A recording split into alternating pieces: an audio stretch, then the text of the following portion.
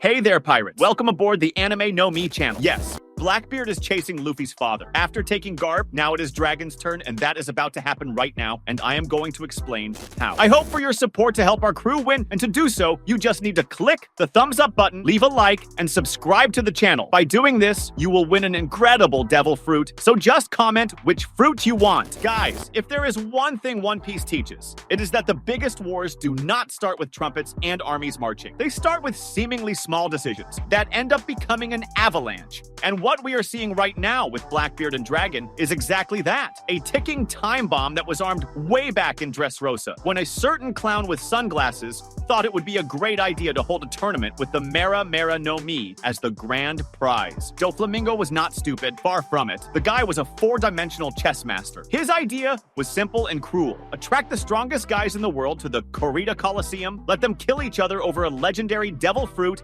and in the end, turn the winner and the other idiot still standing into obedient toys with the Ito no Mi, a perfect plan on paper, right? Except the world of One Piece never follows the villain's script. While Luffy entered disguised as Lucy, top-tier creative name, another much more sinister participant showed up. Jesus Burgess, Blackbeard's Titan giant, wearing a paper bag on his head and using the ridiculous code name Mr. Story. Seriously, who sees a 3-meter guy with a bag over his head and thinks, oh, he must be harmless? Yeah, but the craziest part was what he had hidden on him. A special bag with the classic devil fruit pattern. He was not there just for Ace's fruit. He was shopping wholesale. Exactly. Blackbeard's campaign to collect fruits was real and already running at full speed. Burgess wanted any power he could get his hands on. Proof? When he saw an opening, he tried to kill Luffy in broad daylight to steal the Gomu no Mi too. The guy is greedy to the bone, but someone else crossed his path. Sabo, the middle brother of the ASL trio, newly awakened from amnesia,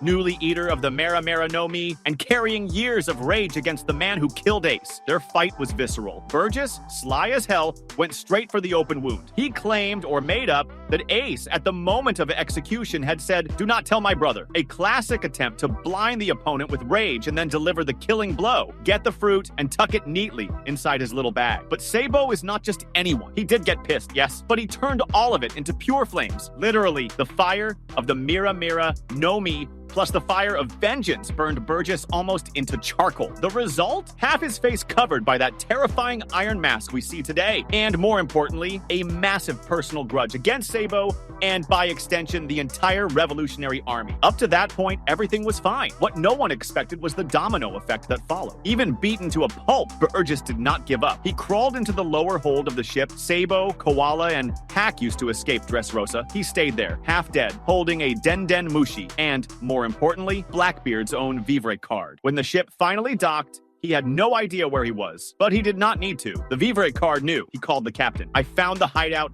the headquarters, the place where Dragon breathes, and then hell descended upon Baltigo. Blackbeard's entire fleet, with every Titan cannons, Yami no Mi and Gura no Mi combined, rolled over the island like a steamroller. It was such a brutal beating that when the Marines in Cypher Pole arrived, guided by a mysterious source that we will talk about in a minute, they only found smoke and rubble. The most impressive part? The Revolutionary Army escaped almost entirely intact. 0 confirmed casualties. How? Because Dragon is not stupid either. He saw the game was already lost way before. First, the commanders were scattered. Dragon had Koala summon an emergency meeting of the revolutionary leaders, meaning in Baltigo, there were only him, Sabo, and a few soldiers. Facing a Yonko fleet plus his full crew with only that? Not even in a nightmare. Second, even if they could hold, which is doubtful, for what purpose? The army's mission is to overthrow the Celestial Dragons, not become rivals of a Yonko. Spending blood and resources on a war that is not theirs would be strategic suicide. Third, the base was already compromised. Once a hideout leaks, it stops being a hideout. If they stayed and beat the pirates, the world government would send a buster call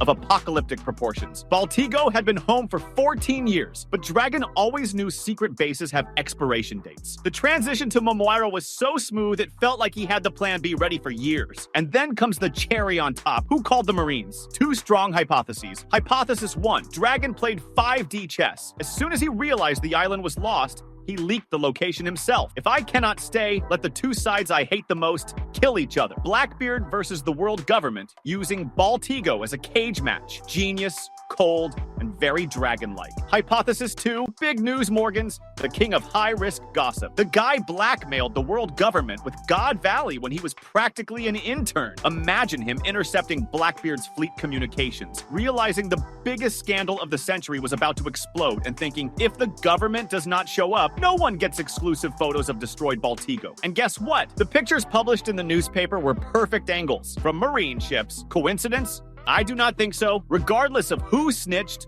the result is the same. Blackbeard destroyed the base, but he did not get the main prize. Dragon escaped, and that, my friends, only made Blackbeard's obsession worse. And this is where the story actually starts getting dangerous, because Blackbeard does not forget. He may laugh, improvise, and look chaotic, but when someone slips out of his hands carrying something valuable, that thing becomes an obsession. And Dragon escaped carrying not just his body, but the entire chessboard. Notice Teach's pattern. He does not hunt random people. He hunts pillars of the world. First, Whitebeard, the man who kept the balance of the seas. Then Ace, the blood of Roger.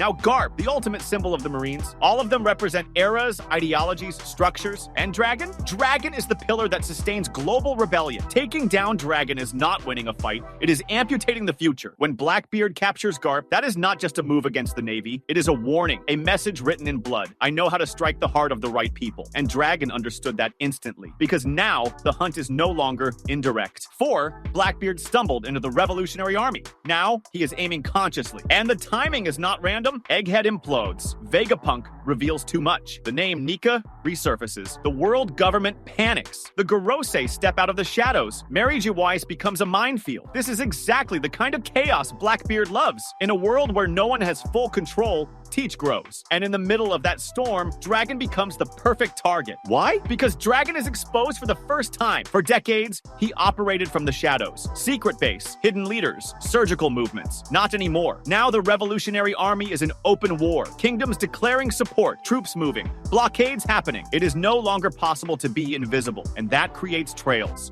Trails of ships, of information, of supplies, all of that is music to Blackbeard's ears. And there is more. Teach knows something almost no one else in the world knows. He knows that Dragon is more dangerous than any Yonko. Yonkos want territory. Dragon wants to end the game. And for someone like Blackbeard, who wants to be king of whatever world remains after the collapse, that is unacceptable. Teach does not want to destroy the system. He wants to inherit the rubble and sit on the throne. Now connect the dots. Blackbeard has Garp. Garp is Dragon's father. Dragon is Luffy's father. Luffy is Nika. Nika is the world government's worst nightmare. Everything revolves around the same bloodline. Teach is not chasing individuals. He is chasing the blood that drives the story. And here comes the scariest detail. Blackbeard probably does not want to kill Dragon immediately. Just like Garp, Dragon is far more valuable alive. Imagine Dragon captured, handcuffed with Sea Stone, exposed to the world as the man who failed, the leader of the revolution defeated by a pirate. That would be devastating. Allied kingdoms would hesitate, troops would lose morale, the flame of revolution would weaken, and Blackbeard could still use Dragon as leverage against the world government, against Luffy, or against both at the same time. Teach loves that kind of dirty play, and the manga is warning us. But what do you think about it? That was today's content. We hope you liked it and want to share your opinion on the subject. Don't forget to share the video, give it a thumbs up, and I'll see you in the next video. Take care and stay amazing.